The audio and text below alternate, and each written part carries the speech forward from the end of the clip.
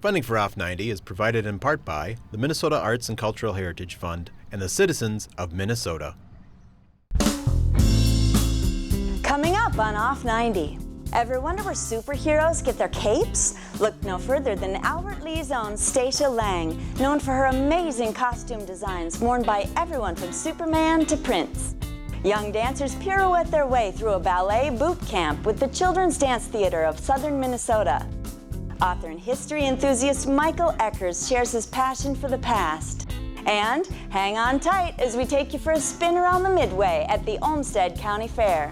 Strap yourself in, it's going to be a bumpy ride on this Off 90.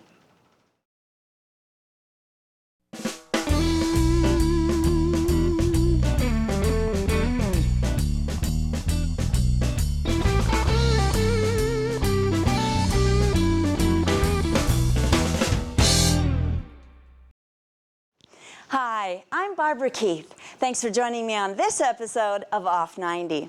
Today we're going to explore everything from tutus to tilt-a-whirls and even go behind the seams of some of the biggest films of the past decade.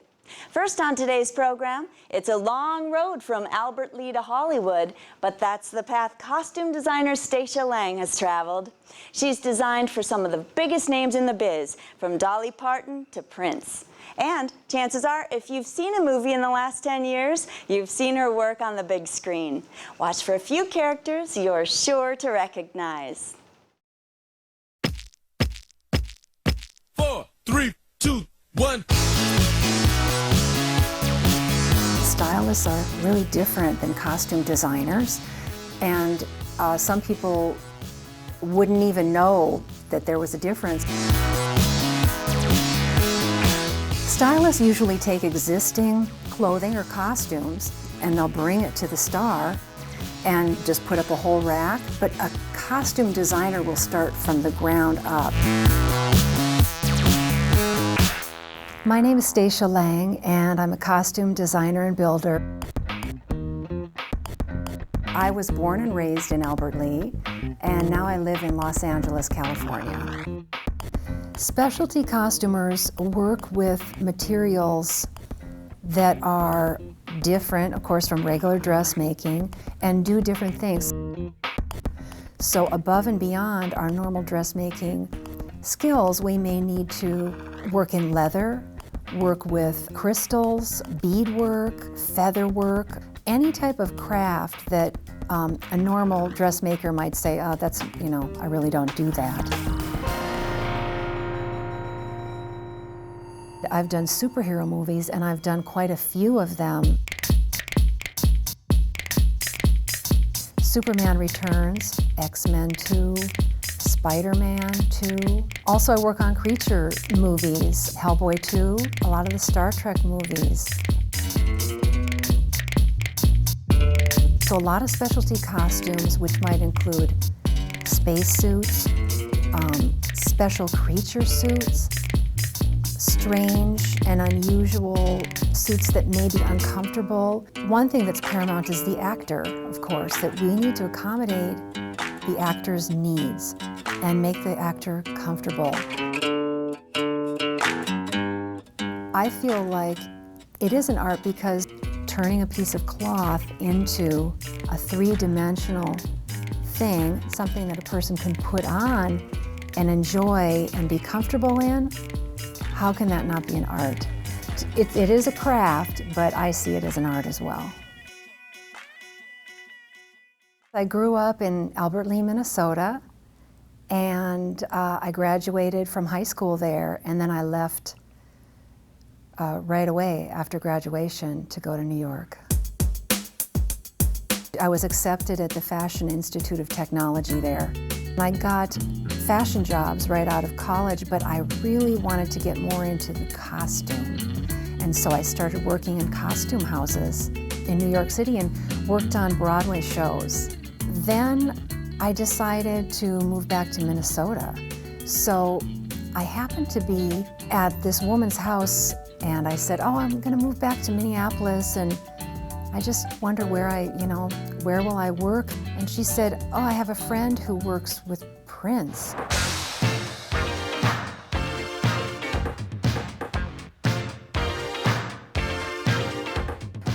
What I loved about working with Prince is that he is very, very into his clothing. Where you and I might wear jeans and a t-shirt or something, that's not his style. Every time I did something for Prince, did a sketch, a lot of times he would come back and offer suggestions and really say, I would like this in a different color, let's do it in yellow, let's do it in black. He always came with a new idea, something new.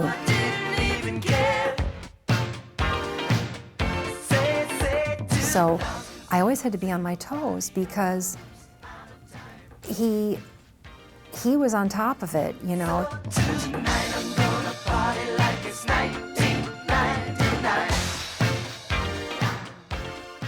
This video is called 7. First of all, I started with the lace. I decided to cut out every other diamond and also embellish it with the studs.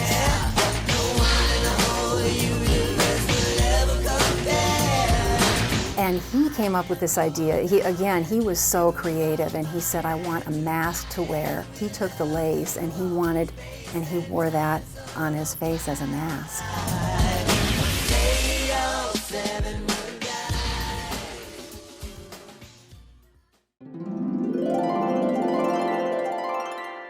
This has a great story, a model that I have used in the past, Tara Canfield. Tara and I went to the Costume Designers Guild Awards together, and I wanted her to be my model, so I actually made this gown for her. It was a smashing success. And when I was working with Dolly Parton, I showed her this dress, and she loved it. This she wore on the 75th Grand Ole Opry anniversary TV special, and she really looked like a vision. Clothing meant so much to Dolly. She was my childhood idol. Well, I can't tell you where I'm going.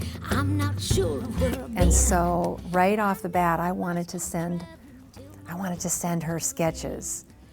And in fact, I did. Right when I was in college, I sent her sketches, hoping, oh, maybe one day I could be her designer. And she wrote a lovely letter back to me, and it was a rejection letter. And I still have it to this day. But what is so cool is that in the end, she said, I hope that one day our paths will cross again and that we'll work together. And we did.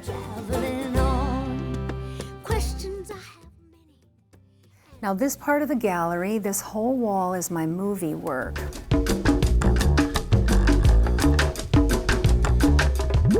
I work with a designer and assistant designer in creating special pieces for movies that a regular dressmaker would not be able to make.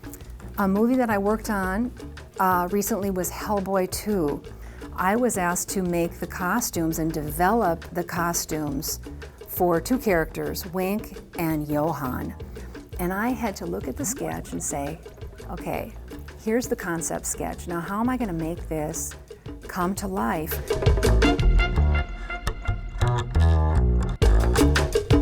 Another character that I worked on, his name was Johann. He was like a vapor. Believe it or not, he wasn't a person. The character was vapor, and the suit just enclosed the vapor.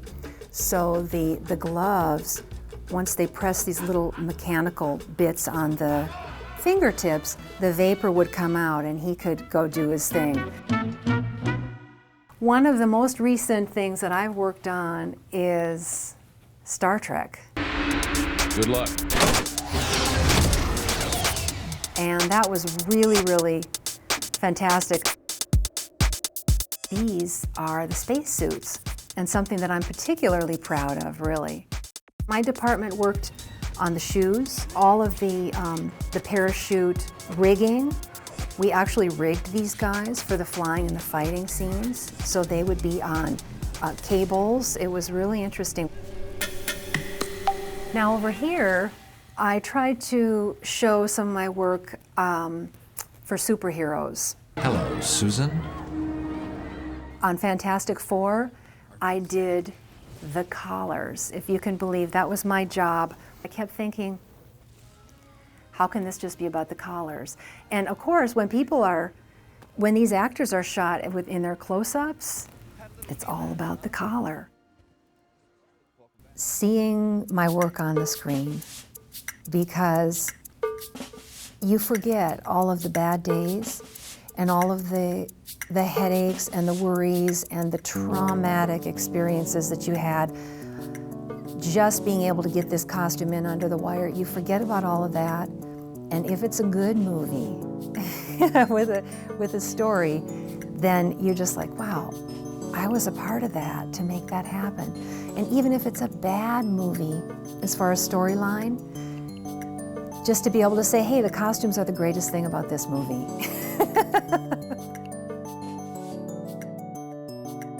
There's a great value in entertainment because it sparks dreams and it sparks imagination. I just feel like I've contributed to that maybe bit of, wow. I just feel like in some way I could be inspiring somebody.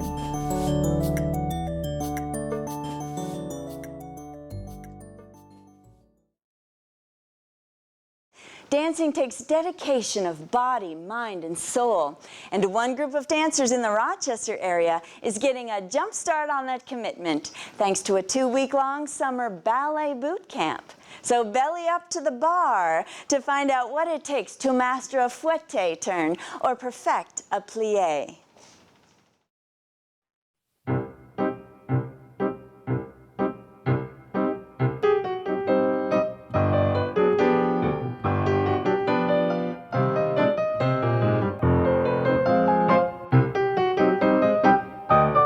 The CDT Summer Dance Intensive is about training young people in the highest quality of the ballet arts, both young men and women. So we've got kids from across the board. The skill level starts from the fundamental beginner that is just learning to the highest level where the females are doing fouette turns on point. They can come in every day, so they remember stuff. They progress more quickly, which makes them want to learn more. And then hopefully, at the end of the 2 weeks, they remember some of that stuff and they carry it with them through the year. Just foot, once it goes out, then it comes back towards you. We get to dance every day and for a long period of time. That's fun. Push, there you go. That's what you need to do every time now without me. Step out, really reach out, reach for it. The Dance Intensive is special because it's rare for this community to have the quality that they have in dancers with Suzanne Kritzberg, the prima ballerina from Minnesota Ballet, and me. And what I mean is rare is that both of us can track our roots back to Louis XIV in training. So we're called legacy teachers. I have been with the Minnesota Ballet up in Duluth for 20 years. I joined that pretty young. I was 20 when I went up there and stayed there ever since, teaching, dancing, traveling with the company. We travel around and perform across the country. Okay, now what is she doing? One of the things that I really try to teach my kids is that in dance class being corrected is a good thing. Oh yeah, you did it wrong again. You guys know what I'm talking about? Does anybody see? Now what I was just talking about, the coupe coming in, that was good. This is something else that we did. It's actually bad when the teacher ignores you completely. That usually means that you're hopeless or that you're not taking corrections, so they don't want to work with you. They want the corrections, they're eager for it. The kids are very receptive and they really seem to want to learn, which is really fun for me.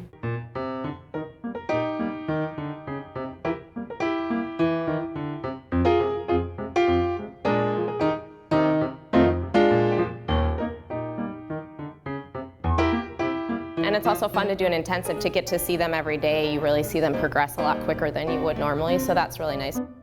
When you see that moment, that light bulb where you give them a correction and it works and they just go, oh, and it makes sense, that's just amazing. We're so used to working with the same teachers all year round, so to get some different perspectives in is a really great opportunity for everyone here. Every day, we start with the ballet class, and then we go straight into point class.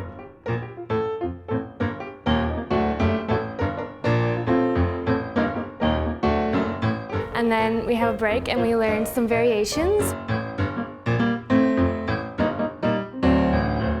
And then we come back to learn some pas de deux, which is partnering with the boys, to learn how to turn and be lifted. And then we have conditioning class.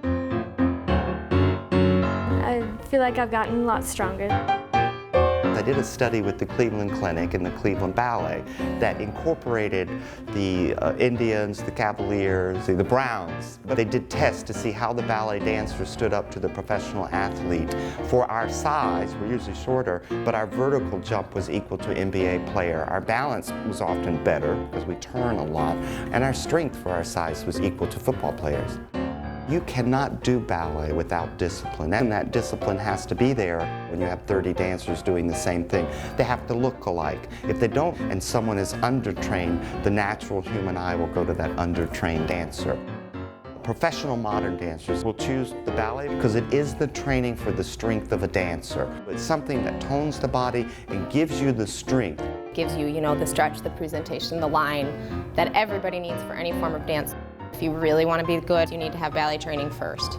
All the other dance forms grew out of classical ballet, except for hip hop, which came out of African dance.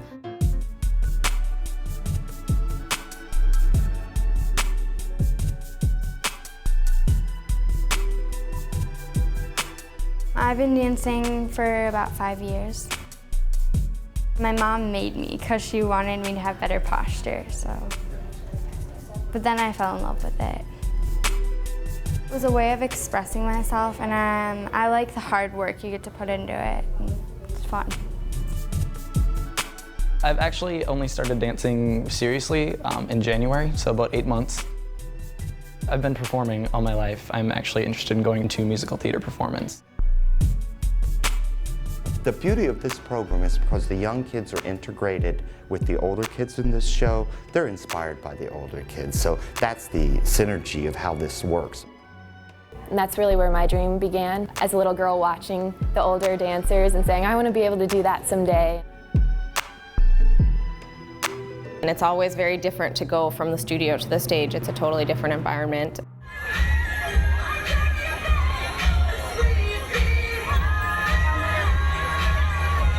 The performance today is just showcasing everything that we've learned through this intensive. When the performance comes, I kind of freak myself out because I get nervous. The space is different, the sights are different, the things you look at are different. And then plus they've only had a few days to practice. Normally you have a good 4 to 8 weeks practice before you do a show like that. If you're not nervous, then I'm nervous for you because if you're too calm, that's when things go wrong. If I mess up, I know it's okay. I'll just get better from every mistake I make, so I kind of calm myself down.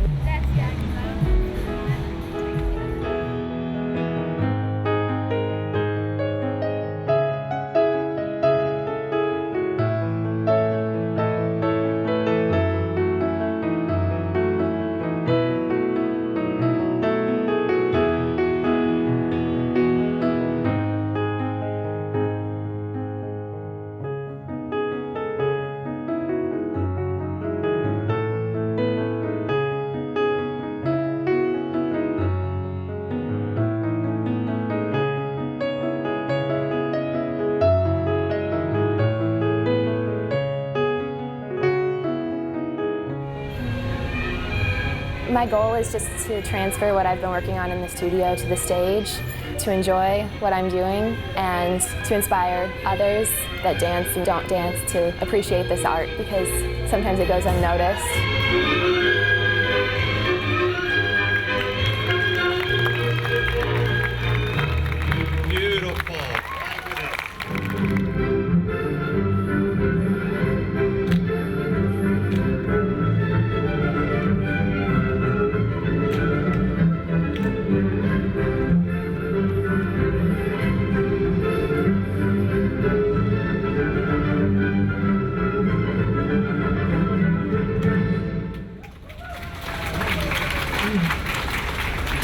Bravo, take a bow, everyone.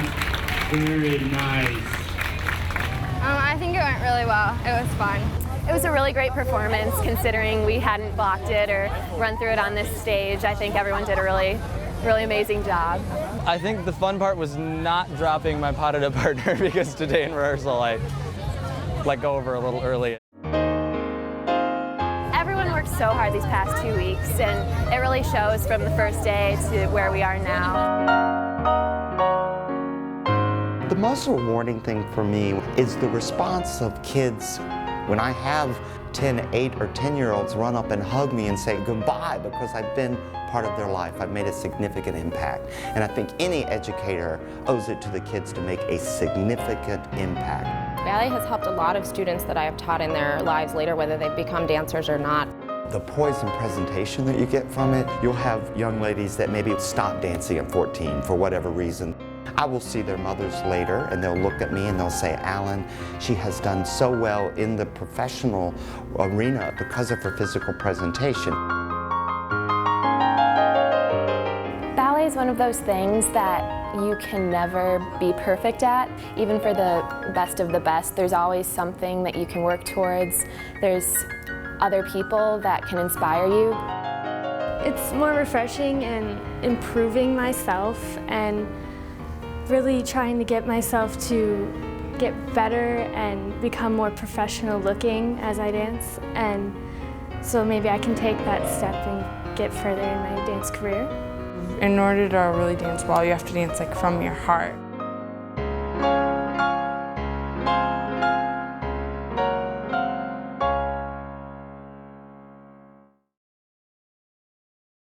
We'd like to introduce you once again to writer and history enthusiast Michael Eckers, who we visited on the first season of Off 90.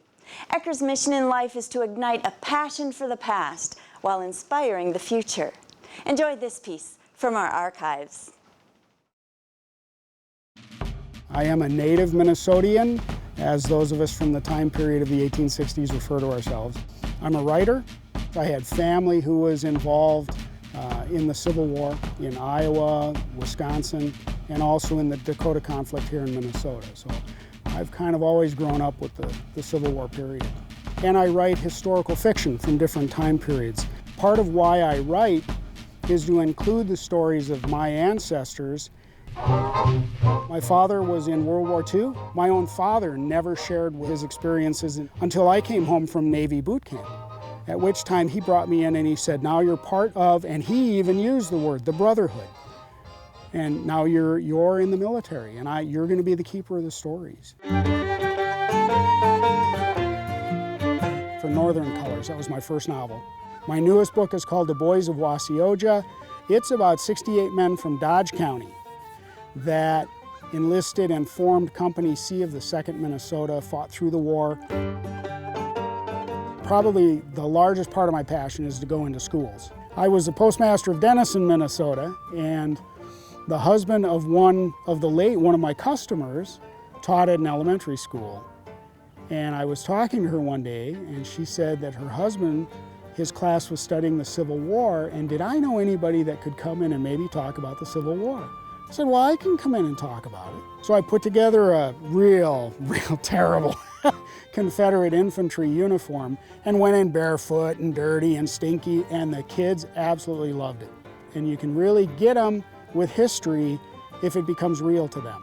Go on the internet. If you search Civil War, you will get about 4.5 billion websites. That's more than enough to start digging into.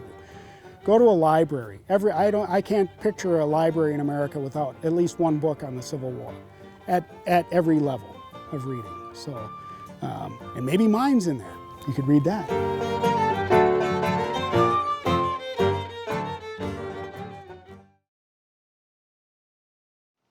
Remember the fair? The corn dogs, the popcorn, the antacid? We thought you might like another visit, so we're taking you on a spin around the Midway at the Olmsted County Fair.